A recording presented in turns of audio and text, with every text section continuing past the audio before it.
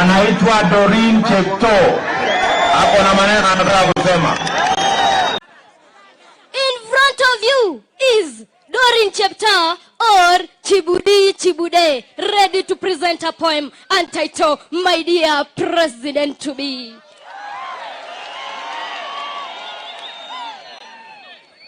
Dr. Samuel Ruto, may I tell you this? Some people can hurt you by words, actions, and silence. But no matter how it hurts, don't let your enemy win. May God give you strength and the capacity to overcome your enemy. They kill your name privately, but God is about to honor your name publicly. It's better to have an enemy who honestly says they hate you than to have a friend who's putting you down secretly.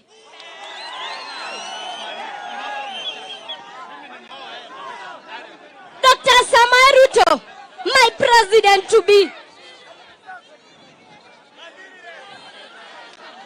Dr. Samuel Ruto, my president to be. Arise and shine, for the glory of the Lord had risen upon you.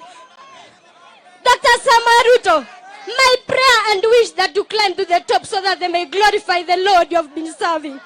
For the churches you have built, for many hustlers you have lifted, we all say, arise and shine, for the glory of the Lord had risen upon you.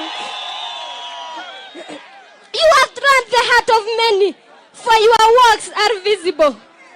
Hustlers we are and shall continue to be. Arise and shine, for the glory of the Lord had risen upon you. You help Wanatinga to climb to the Prime Minister.